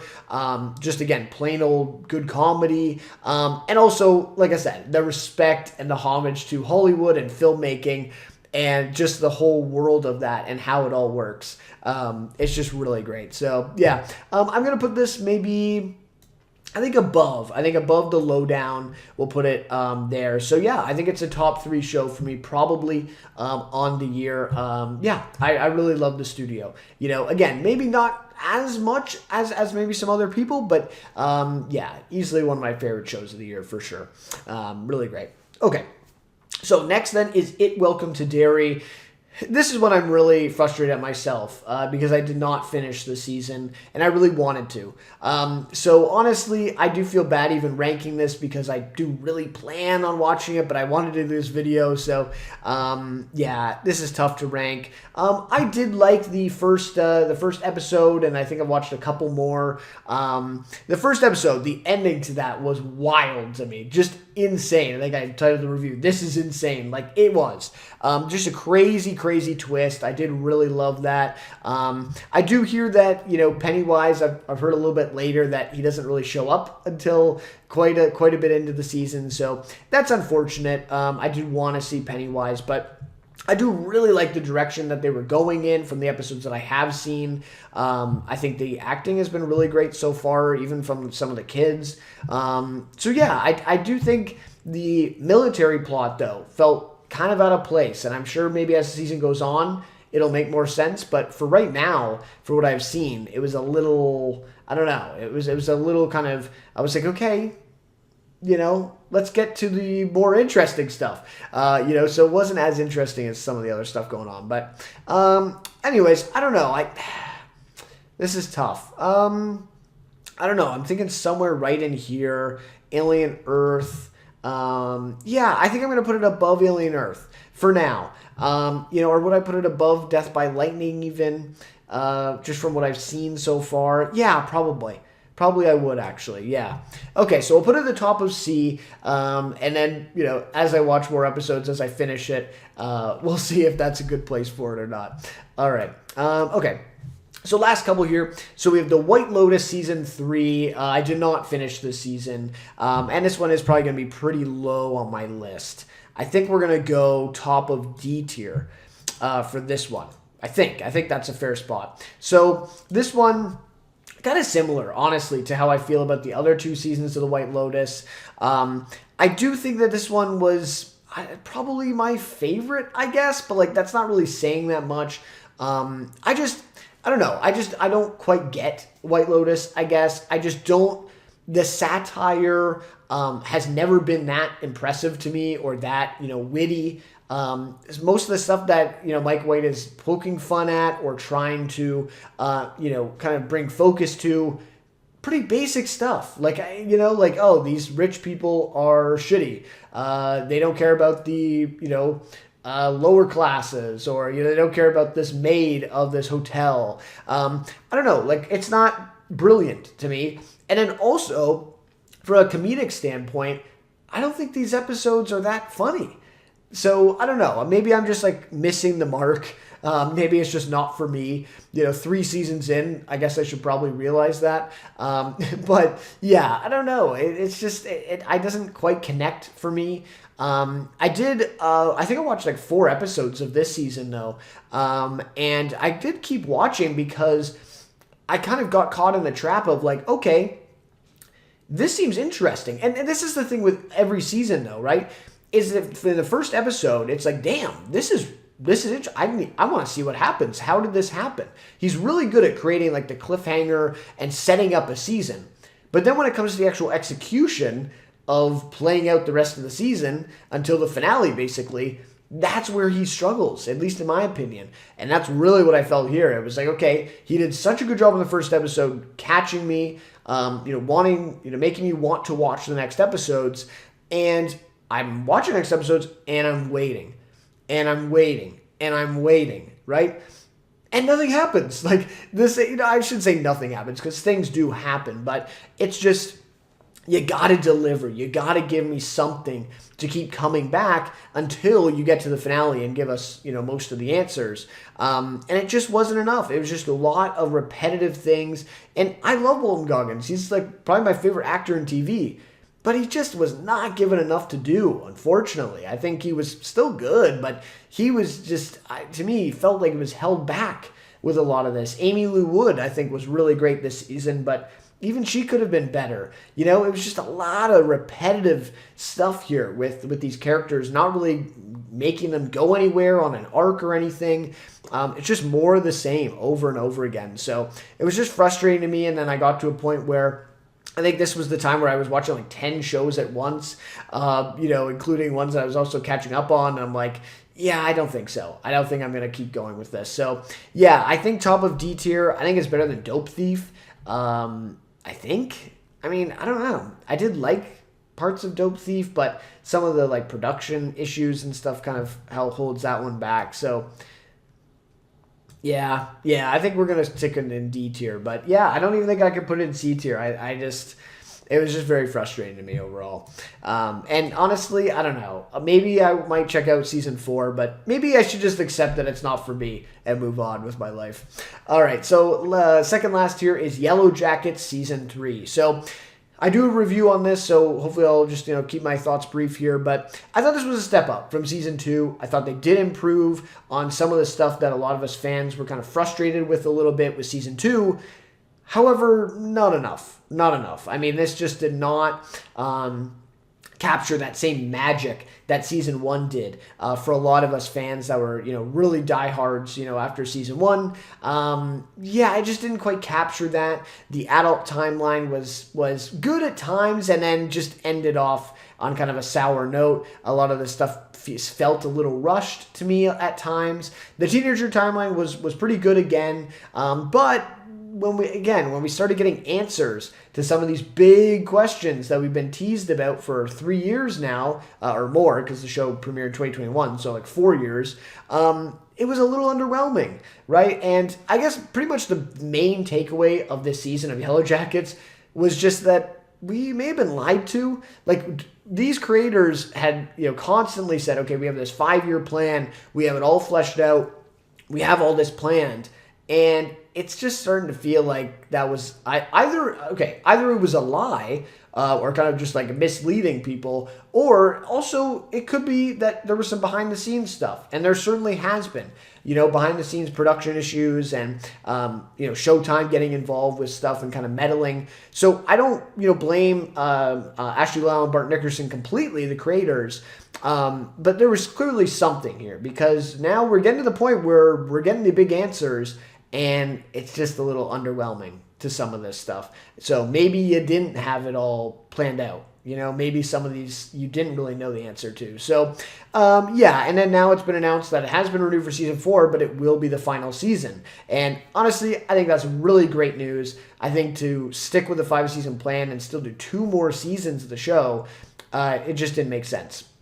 So, anyways, I'll be there for season 4, of course. Some of the moments and sequences, I say this every year for Yellow Jackets, but it is true. Some of the moments and sequences of this season were truly unforgettable and truly unmatched this year in TV. I mean, I can't think of really any other show on this tier list that had captured some of the dark comedic horror elements that this show gets to in each season. So really, really great stuff. So I don't know, where would I put this one? Maybe in C tier somewhere here. Probably below Welcome to Derry, Death by Lightning, probably below that. I don't know. Maybe I'm just kind of a sucker for Yellow Jackets a little bit too. So Welcome to Derry was good. Death by Lightning, Alien Earth. I mean, I don't know. I did think this was a step up from season 2. Yeah, I don't know. Somewhere in the C tier. I'm thinking probably right here, I'm going to say. I think I would put it over Death by Lightning. Maybe not, though. Maybe not. We'll put it right there. Alien Earth. Yeah, it kind of did stick the landing a little bit more than Alien Earth, I guess. Okay, we'll put it there for now. Maybe that seems a little high, but anyway. So lastly then is Your Friends and Neighbors, the Apple TV show with Jon Hamm back in a starring role on TV. Pretty huge. And this one was just a little underwhelming to me. It's also by Jonathan Tropper, I believe is his name, who is the creator of Banshee, which is a show I really want to check out. I have not seen, but I heard great things. I think he also did Warrior, I want to say. Was that the TV show or the movie? Anyways, so he's done that stuff, and this was just really promising.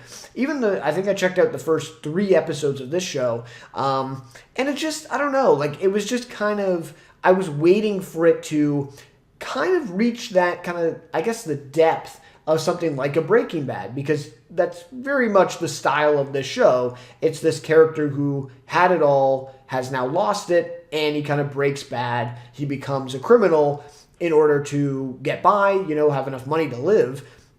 And he also kind of likes it, right? And yeah, so it's very much in the vein of Breaking Bad with Walter White, but it just doesn't have the same depth to it, It just, especially with his decision to start committing crimes, it just felt very quick. And it's just like, oh, I guess he's doing this now. And there's not much, introspection of, okay, why is he doing this? Why are we, exploring this character? Why do we care about this character even?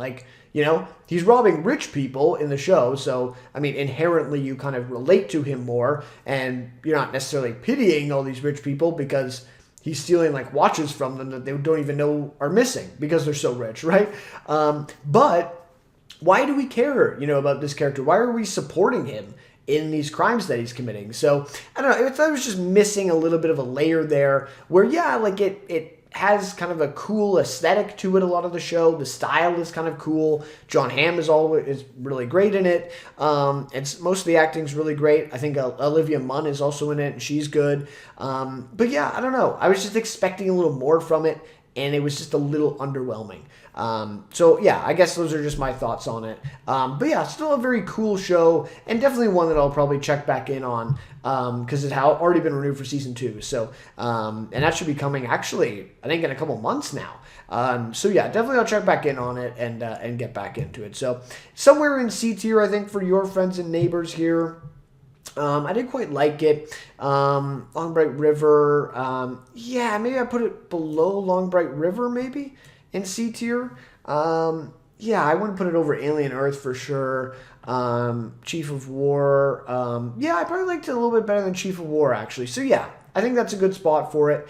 I did quite like Long Bright River, though, and I feel like that was maybe a little bit better. So yeah, and again, like, if it wasn't doing something like Breaking Bad and so similar to that kind of vein, maybe I would have liked it better. But just because of how similar it is, I'm like, okay, but I want something a little more here. So anyways, those are my thoughts. But that will just about do it then for our tier list for this year. Thank you guys so much for watching this one. Love to hear your thoughts on any or all of these shows that you watched, and hear my opinions on it, if you agree or disagree, all that stuff. So yeah, that'll just about do it. So definitely stay tuned on the channel for my top 5 TV shows video, top 10 episodes, and my most anticipated, along with the award show that I'll also be doing. So lots of stuff to come, hopefully by the end of January here, and then we'll get into 2026 on the channel. So yeah, thank you guys so much for watching this one, and I'll see you then in my next video.